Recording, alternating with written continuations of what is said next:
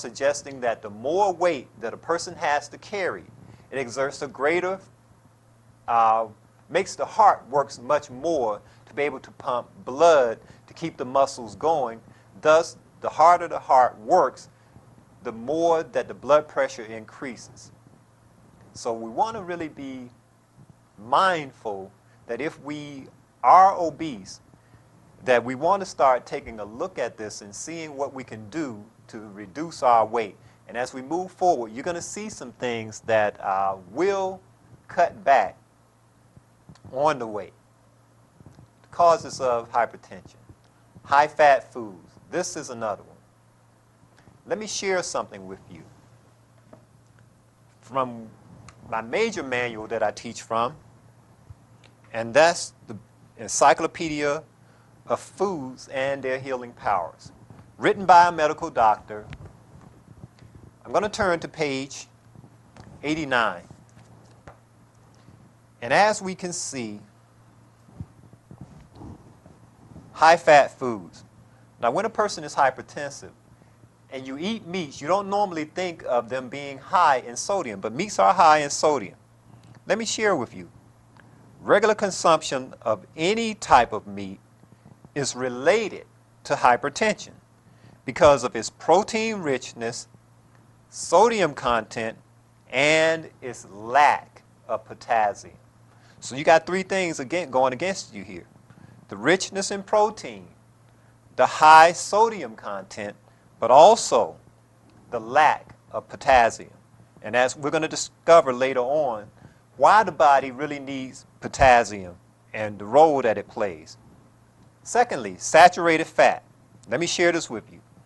Saturated fat promotes the hardening of the arteries, hardening and narrowing of the arteries, which leads to atherosclerosis, which causes hypertension.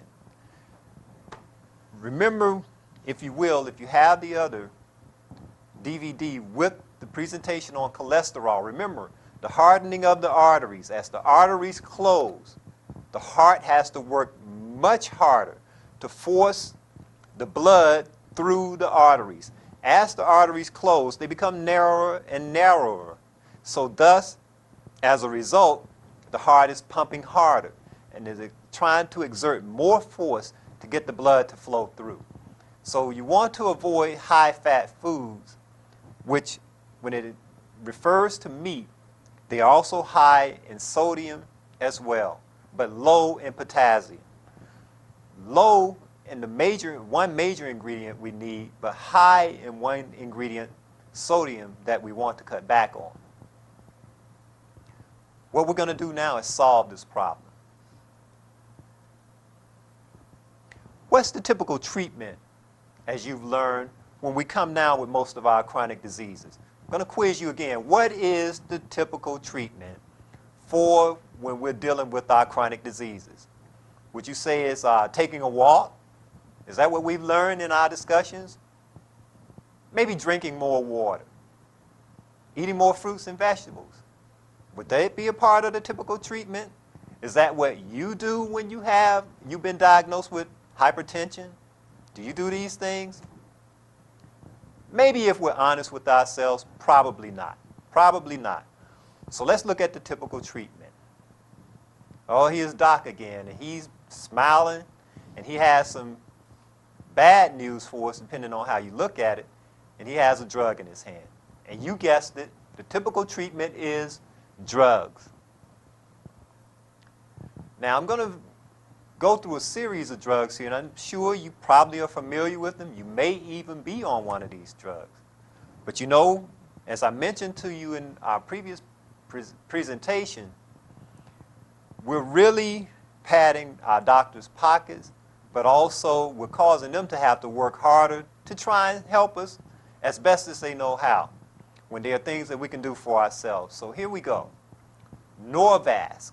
That's one of the more popular high blood pressure medications. Diavan. You know, I was reading some literature on Diavan, and on their own website they say and make the statement that Diavan is not an effective medication for African Americans. This is actually on their website. But a few African Americans and even some people, friends of mine that I know, are on Diovan. Let me share with you a young lady, this testimony that I worked with when I used to work for the state of Georgia as in social work. And she was one of the people that I supervised. Consistently, her blood pressure, sometimes she would share with me, it was running, I would say, 190 over roughly 110, 120. And they had her on Diovan. Sometimes she would have to call in sick, and I really felt sorry for her because the side effects, one of them was upper respiratory problems. She told me she felt like she had the flu. Guess what she was doing? She was now taking medication for the flu symptoms. She also shared with me achy muscles, another side effect of Diovan. I can't remember all of the other ones, but those two stood out because when she kept talking to me, I thought to myself, you know, you're getting the flu pretty often. Because she would have these symptoms every 3, maybe 3, 4 months. And she would have to call in sick. To make this story short, what happened was I looked at the side effects, read them off to her, but also my wife at first met with her, put her on a lifestyle plan. And she wanted to follow it, but she didn't know how to cook healthy food. We showed her that. She started following the plan. She calls me back and said, you know, they had to rush me to my doctor. Her blood pressure had dropped so low within about 3 weeks, they had to immediately take her off the medication because she was following the lifestyle program. So we praise God for that. But look at the side effects. She had to start taking one medication, another medication to deal with the side effects of that, and another and another. But praise God today that she is off that medication. Another one, Topiral. Many of you out there probably familiar with Topiral. You may even be taking it or know someone that is. Avapro. I've heard people talk about this particular medication and some of the effects of it. Procardia, Lasix, Coreg. There are many other of these medications. Pay close attention when you get these medications. Look at the side effects.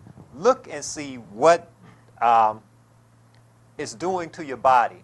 Now, it will lower your blood pressure. There's no question that some of these will lower blood pressure. But they create other problems that you're going to have to get another medication and another medication, co-pays, and so on and so forth. That is really costing you, really costing you. And who knows, like I said, the things that it's doing to your body. So how are we going to solve this problem? Well, the first thing we're going to do is change our diet and the foods that we eat. We're going to eat good food, foods that contain potassium. Now, potassium citrate, that is the natural source of potassium that can be found in your foods, mainly your fruits like bananas, but also in nuts, in beans and whole grains, and other citrus fruits. Potassium citrate. And guess what? There are no side effects with potassium citrate. But potassium chloride is the supplemental form, which oftentimes is synthetically produced. Now, anytime you take in a synthetic item, such as potassium chloride, I will tell you now, it's going to work. It's going to do what it's designed to do. But there will be side effects from using such a supplement. But why get the supplement? Why not just pick up a banana and your citrus fruits, strawberries, apples, oranges, kiwi fruit, pineapple, any of those fruits that you like. Your whole grain items, they all contain potassium citrate. And there are some other things like where you can get potassium from. Blackstrap molasses is very high in potassium, but also in calcium. And one thing I want to share with you, when you take a food in its natural source, the way God has designed that food, all the elements are in that food that will work together for that food to do what it needs to do. Your body will take in what it needs, but it will get rid of the